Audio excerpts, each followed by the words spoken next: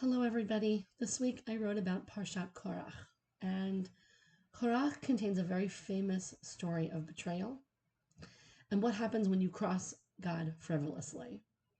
The beginning of the Parshat talks about Korach, Levi's great grandson, Levi being one of Jacob's sons. And we find Korach and 250 of his followers facing off against Moses and Aaron because they felt that Moses and Aaron's direct relationship with God, the only two people to have such a rapport with God, was unfair.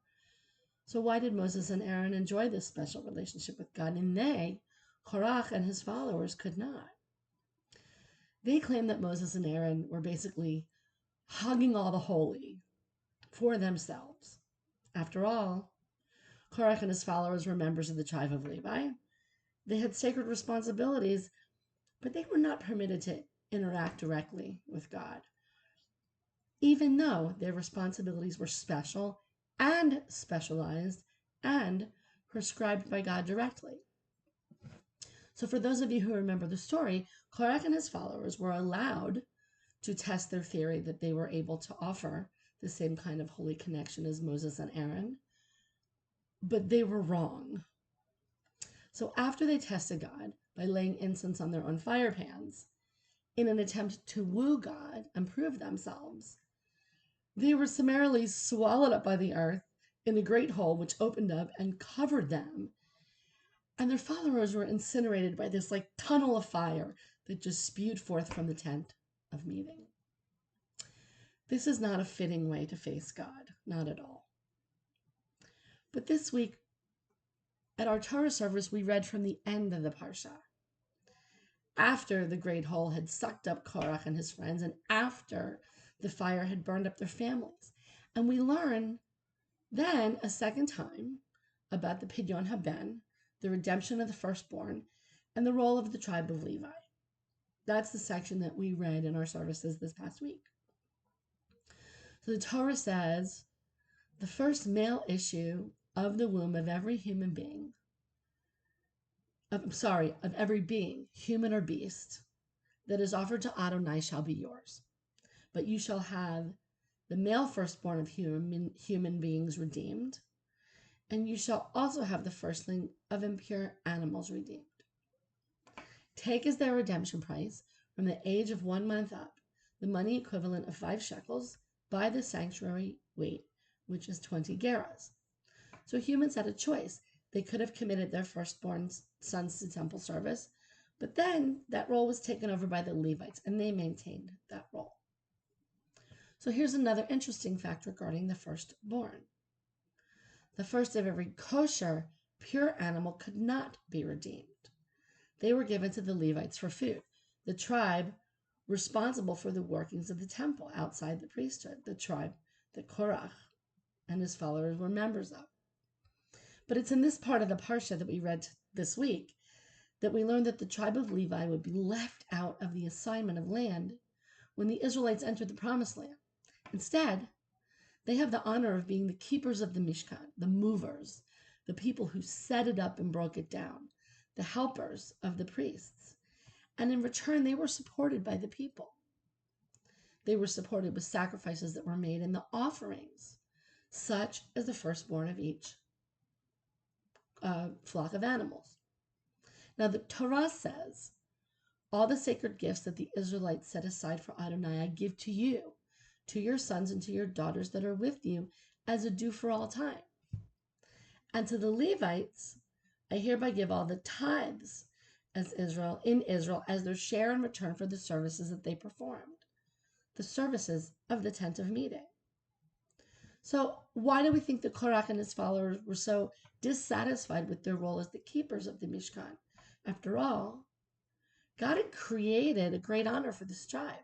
During the episode of the golden calf, when Moses came down from the mountain and found the people worshiping the idol, he called to the people and he asked those who were with God to come and stand with him, with Moses, against the idolaters. And the tribe of Levi were the only people who did. For that loyalty, they were rewarded with the honor of their role in the Mishkan. Now, the midah, or the character trait that comes to mind when thinking about all of this is anava, or humility. In the case of Korach et al., they exhibited a decided lack of humility. For someone to stand against Moses and Aaron, especially following Yetziat Mitzrayim, the exodus from Egypt, it seemed that all humility had left them, and arrogance and entitlement had taken over. So, what is the purpose of humility? As a student of Musar, a Jewish spiritual practice that dates back centuries, and where we study personal character traits in an attempt to constantly improve ourselves, humility is one of the midot that I have studied for years. For those of us who have studied Musar and pick the midot we study, we also say affirmations that help us to incorporate those midot into our daily routine. The basic definition of anava, humility, is an accurate recognition of self, neither too grand nor too diminished. And the affirmation that accompanies it is, for my sake was the world created, I am but dust and ashes. They go together in a way. Now, in the book Mesilat Yesharim, The Path of the Just, by Rabbi Moshe Chaim Luzzatto, an ancient Musar text first published in the year 1740, it defines humility this way. Quote, the principle of humility is such that a person should regard himself as unimportant in all circumstances. This is truly the antithesis of haughtiness. Humility is dependent upon both thought and deed. Before one can act in accordance with humility, one must have humility of thought.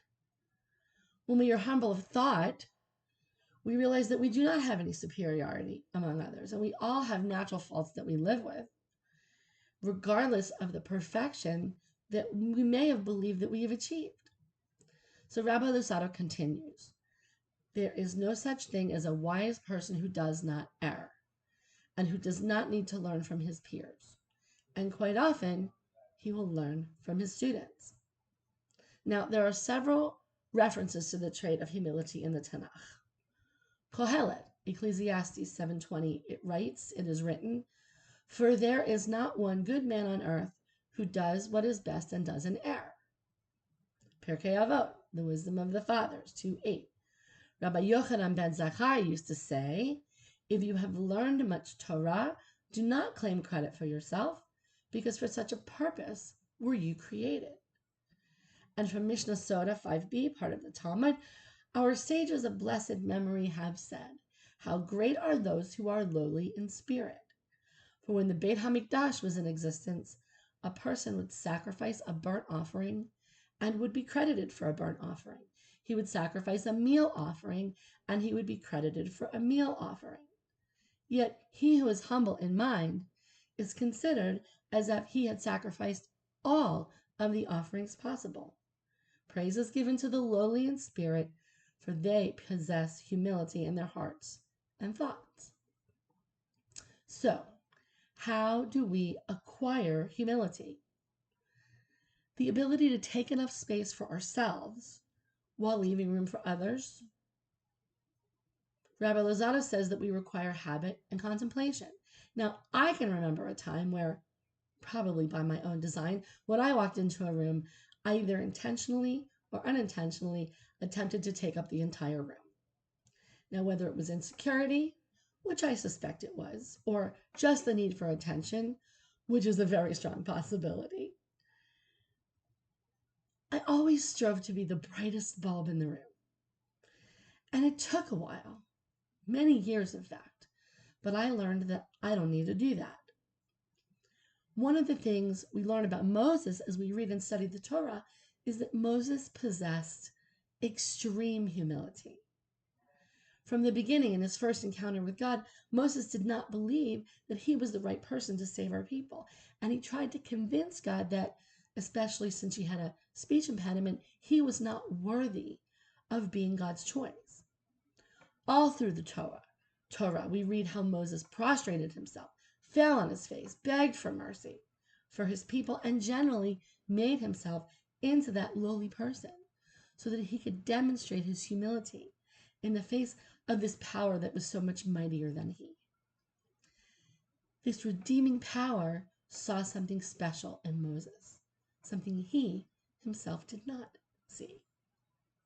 So when faced with Korach and the arrogance of him deciding for himself that he and his followers were infinitely more worthy to lead than Moses and Aaron, who did not have the humility to see that, perhaps God's choices were made, not only because of what was in Moses and Aaron's hearts, but in their actions. God let them know in no uncertain terms that humble actions and a willing heart would get them much further than bravado, arrogance, and simply the desire to one-up God's chosen leaders. So as we have discussed many times, Judaism's redemptive power lies in the recognition of actions as opposed to just simple faith. We do our best to be our best, and that takes the ability to own our weaknesses, embrace more humility, and decide whether we really need to be the brightest light in a particular room. Should we constantly live in a state of lowliness? No, of course not. But perhaps we should take the opportunity to learn from others, from our students, from our children, and find our own balance to take up the space we need when we need it, but also recognize that there is room for others.